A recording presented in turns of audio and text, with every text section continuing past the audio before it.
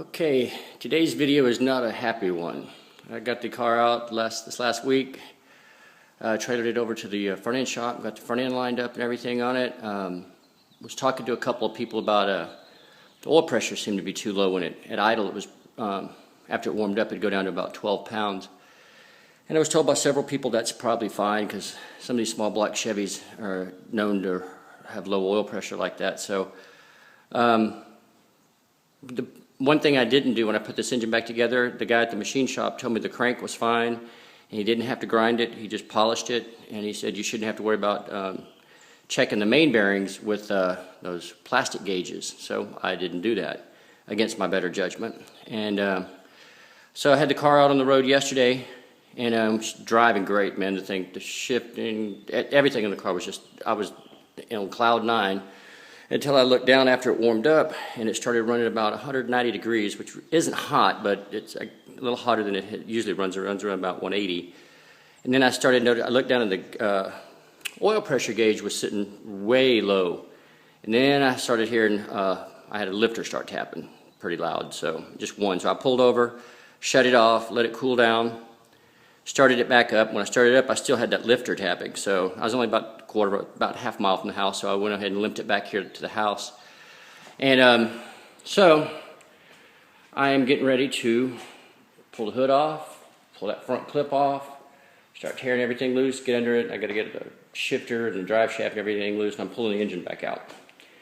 So I've got a total of 9 miles on it.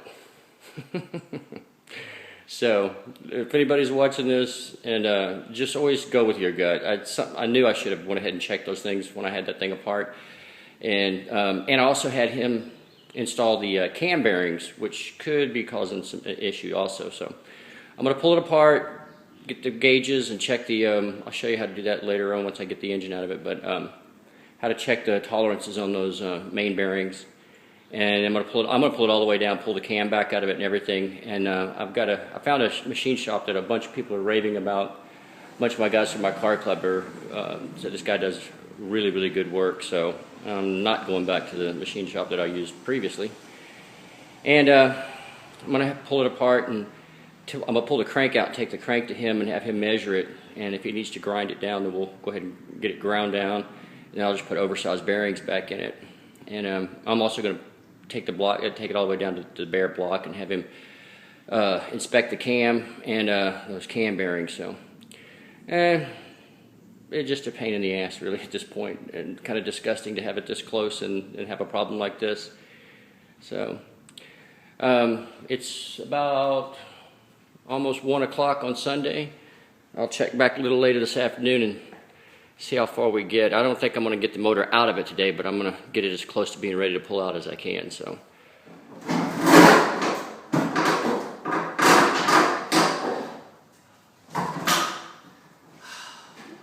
If you pull out at the back here, it will pull kind of the bottom. Go down, like that.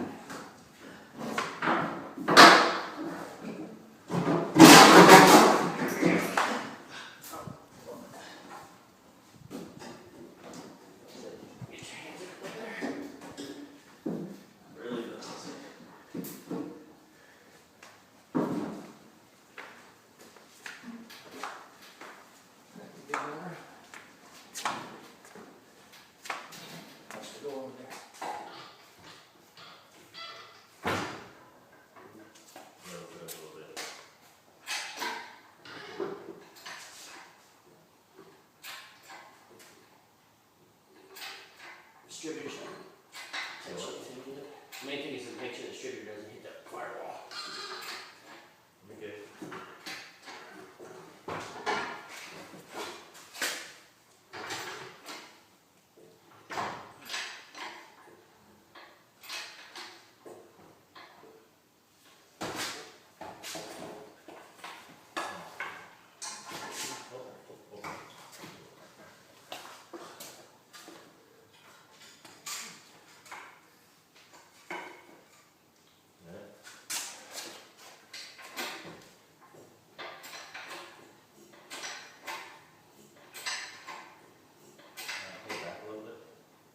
And actually, right here, you could probably pick up on the back of that transmission as it comes out and just make sure it clears Frame, stop. Can't get low. Step right here in the front, it'll be easier.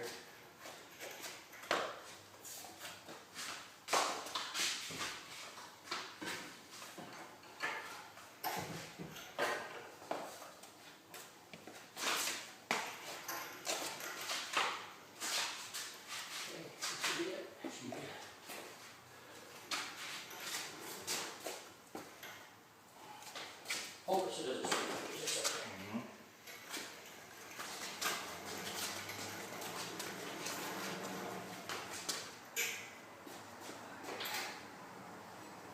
Alright. Just keep it between just a second.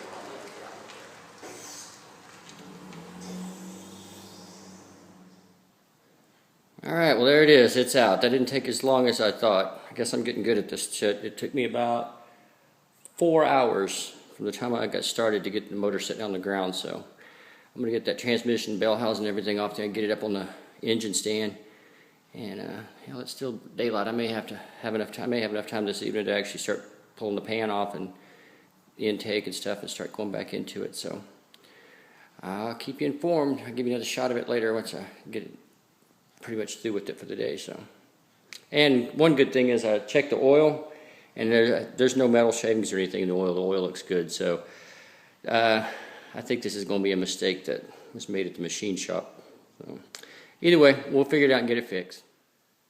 Well, here's where we ended up at the end of the day. So kind of bummed out a little bit. I felt like I was getting so much done on this car, and it's like suddenly now it's like this huge setback. But it should go back together quicker than it did the first time, because I mean everything's here. I just gotta get it all back together. So back to having parts laying everywhere. And got the motor up on the stand here. Got the top of it off. Looked in here. All the lifters were still loose. You could turn them. They spin real freely with your hand. So that's a good sign that that one lifter that was still making that noise, at least it wasn't seized up or anything. So tomorrow, once I get home from work, I'm gonna get the harmonic balancer off, the timing chain cover, and the pan off, and I'm gonna go ahead and get some of those plastic gauges and go ahead and check the tolerances on those bearings. And then I've got a new machine shop, because I'm not using the same guy that I used before, that I'm going to be dropping some parts off with later in the week to maybe drop the crank off and have him turn the crank and maybe go back with some oversized bearings in this thing. So the good thing is I didn't drive it or run it long enough to hurt it. So, but I'm not gonna drive it any further with that oil pressure the way it was. So, and like I said earlier today, I guess I'm getting better at this stuff.